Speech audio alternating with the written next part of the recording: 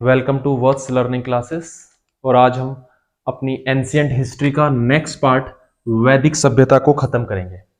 Part one वैदिक सभ्यता। Part one में इसलिए कह रहा हूं क्योंकि वीडियो थोड़ा लंबा हो सकता है, इसलिए मैं इसको दो पार्ट में बनाने की कोशिश करूंगा। और जिन लोगों ने अभी चैनल को सब्सक्राइब नहीं किया है, प्लीज सब्सक्राइब द चैनल और लाइक कीजिए और अपने दोस्तों के साथ भी शेयर कीजिए। अगर आपको नोट्स की जरूरत है तो डिस्क्रिप्शन में मैं अपना नंबर दूंगा, आप उस पर व्हाट्सएप पर हाई लिखकर भेज सकते हैं, आपको पीडीएफ नोट्स मिल जाएंगे। तो लेट्स स्टार्ट द टॉपिक वैदिक सभ्यता। अब वैदिक सभ्यता है क्या? हड़प्पा सभ्यता हमने इससे पहली क्लास में पढ़ा। तो हड़प्पा सभ्यता के पतन के बाद, ध्यान से सुनेंगे, हड़प्पा सभ्यता के पतन के बाद जो जानकारी हमें मिलती है अपने इतिहास की, वो वेदों से मिलती है। कहां से मिलती है?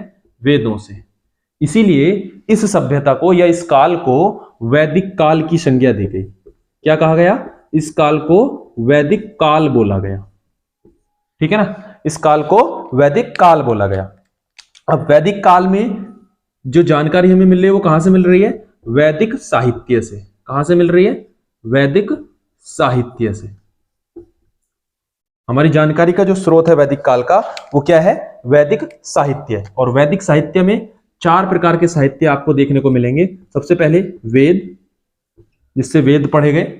उसके बाद ये वेद लोगों को या ये कैन से बहुत बड़ी पुस्तक लगने लगी। उसके बाद ब्राह्मण ग्रंथ आए। हर एक वेद से कोई ना कोई ब्राह्मण ग्रंथ जुड़ा हुआ है, जिसकी जानकारी हम आगे वीडियो में देंगे। उसके बाद आरण्यक, और लास्ट में उपनिषद। ठीक है, हमारे पास चार प्रकार के साहित्य, वेद, ब्राह्मण, आरण्यक और उपनिषद से हम वैदिक सभ्यता की जानकारी प्राप्त करते हैं। ठीक है, इनमें से जो वेद की हम बात करें कि वेदों का जो संकलन किया गया, वेदों को जो संकलित किया गया, रचना की गई आप कह सकते हो, या एक पुस्तक की फॉर्म में बनाया गया, उसका जो श्रेय जाता है, वेदों को संकलित करने का श्रेय, वो कृष्ण द्वैपायन को जाता है।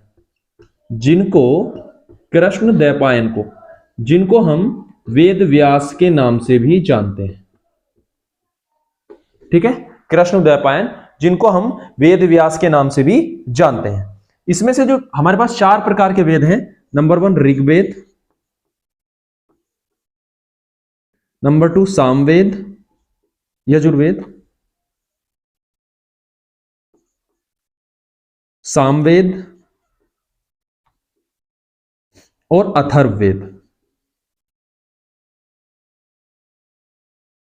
इन चार प्रकार के वेदों में प्रथम तीन को वेद त्रयी कहा गया। ये पूछा गया क्वेश्चन एग्जाम में, वेद त्रयी इनमें से कौन नहीं है? कौन नहीं है? तो ऋग्वेद, यजुर्वेद और सामवेद को वेद त्रयी कहा गया। ठीक है, अगर हम बात करें ऋग्वेद की, तो जो ऋग्वेद है हमारा, ये वेद त्रयी तीन, जो ऋग्वेद है हमारा, वो सबसे प्राचीन वेद है और सबसे बड़ा भी है। सबसे प्राचीन व सबसे विशाल वेद जो है वो हमारे पास ऋग्वेद है। इसमें हमारे पास 10 मंडल हैं। मंडल से आप पार्ट समझ सकते हैं, पार्ट की फॉर्म में, बट हम इसको मंडल ही पढ़ेंगे क्योंकि क्वेश्चन मंडल में ही पूछा जाता है। 10 मंडल हैं। और ध्यान से सुनेंगे, जो 2 नंबर से 7 नंबर के मंडल हैं वो सबसे प्राचीन है। ठीक है ना, 2 से 7 सबसे प्राचीन है। और जो आपका 1 व 10 मंडल है, 1 व 10, वो सबसे नवीन है। 1 व 10 सबसे नवीन है। और जो 8 नंबर का मंडल है, 8वां मंडल, उसकी जो रचना की है वो कण्व ऋषि और अंगिरस ऋषि, इन दोनों ने की है। कण्व व अंगिरस ने। ऋग्वेद की जानकारी का ये स्रोत है। ऋग्वेद में जो और पूछा जाता है, मूल रूप से ऋचाओं का संकलन है, इसीलिए इसको ऋग्वेद बोला गया। और साथ ही साथ इसमें 1028 सूक्त है। क्या है? 1028 सूक्त, जिसमें से 1017 इसमें मूल रूप से थे और 11 को बाद में जोड़ा गया। 1028 जिसमें से 1017 मूल रूप से थे और 11 को बाद में जोड़ा गया। ठीक है ना। उसके बाद हम नेक्स्ट वेद की ओर बढ़ते हैं, यजुर्वेद। स्क्रीनशॉट लेना है तो आप ले सकते हैं। इसके बाद नेक्स्ट यजुर्वेद, दूसरे नंबर का आपका यजुर्वेद। अभी हम केवल वेदों के बारे में जो मुख्य जानकारी है जिससे क्वेश्चन पूछे जाते हैं उसके बारे में चर्चा करेंगे, बाद में हम इस ऋग्वैदिक काल, क्योंकि वैदिक काल पर आएंगे, ठीक है। तो यजुर्वेद यज्ञ से संबंधित है, इसीलिए इसका नाम यजुर्वेद पढ़ा गया, और ये 2 शाखाओं में बटा हुआ है। यजुर्वेद आपका 2 शाखाओं में बटा हुआ है, एक कृष्ण यजुर्वेद और एक शुक्ल यजुर्वेद। ध्यान से सुनेंगे और देखेंगे, कोई नहीं बताएगा ये बात। कृष्ण यजुर्वेद और शुक्ल यजुर्वेद, और यहां से क्वेश्चन पूछे जाते हैं। क्यों? क्योंकि शुक्ल यजुर्वेद को वाजनेयी संहिता भी कहा गया है, वाजनेयी संहिता, ठीक है ना। उसके बाद हम बात करते हैं तीसरे नंबर के अपने वेद की।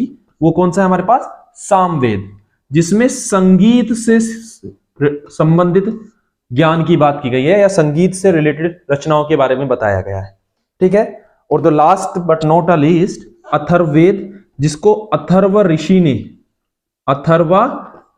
ने संकलित किया, इसीलिए इनके नाम पर इसका वेद का नाम अथर्ववेद रखा गया। और इससे क्या पूछा जाता है कि भूत प्रेत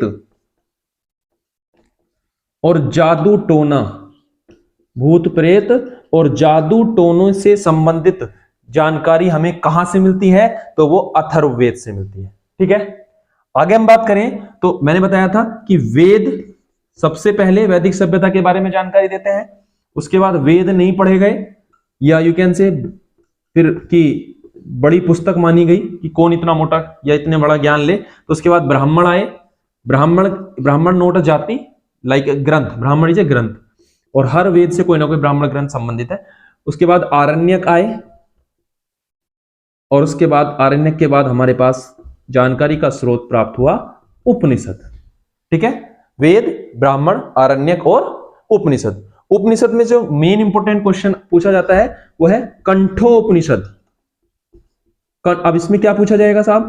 तो इसमें पूछा जाएगा कि इसमें पूछा जाएगा कि यम नचिकेता संवाद की जानकारी का स्रोत क्या है? तो वो है आपके पास कंठोपनिषद, और एक और है छांदोग्य उपनिषद। और छांदोग्य उपनिषद में क्या खास है सर? छांदोग्य उपनिषद में कृष्ण के बारे में बताया गया है। यहां पर देवकी पुत्र के नाम से कृष्ण को संज्ञा दी गई है, ठीक है। जैसा कि मैंने आपको बताया ब्राह्मण ग्रंथ, तो अगर हम ब्राह्मण की बात करें तो यजुर्वेद का जो प्रमुख ब्राह्मण ग्रंथ है गाइस, वो है आपका शतपथ ब्राह्मण। और जो अथर्ववेद का ब्राह्मण ग्रंथ है वो है हमारे पास गोपथ ब्राह्मण। ये क्वेश्चन पूछे जाते हैं, इनमें से कौन सा यजुर्वेद से संबंधित ब्राह्मण ग्रंथ है? तो आप लगा दोगे शतपथ ब्राह्मण, ठीक है। और सामवेद का आपके पास पंचविश ब्राह्मण। मैं आपके लिए एक होम टास्क दे रहा हूं, आप कमेंट में लिख के बताइए कि ऐतरेय ब्राह्मण, ध्यान से सुनेंगे, ऐतरेय ब्राह्मण ग्रंथ किस वेद से संबंधित है। इसके बारे में हम अगली क्लास में चर्चा करेंगे कि ऐतरेय ब्राह्मण ग्रंथ किस वेद से संबंधित है। और इसके बाद हम वैदिक सभ्यता को 2 पार्ट में जो बांटा गया है, एक ऋग्वैदिक काल, और जिसको हम पूर्व वैदिक काल के नाम से भी जानते हैं, और दूसरा उत्तर वैदिक काल। इन सभ्यता के बारे में जानेंगे। क्यों वैदिक सभ्यता को ग्रामीण सभ्यता कहा गया, इसके बारे में हम नेक्स्ट क्लास में चर्चा करेंगे। आई होप आपको ये वीडियो पसंद आई होगी। अगर आई हो तो प्लीज लाइक शेयर करना ना भूलें, कोई भी सजेशन हो कमेंट करना ना भूलें, और अपने दोस्तों के साथ भी शेयर करें। Thank you, have a nice day.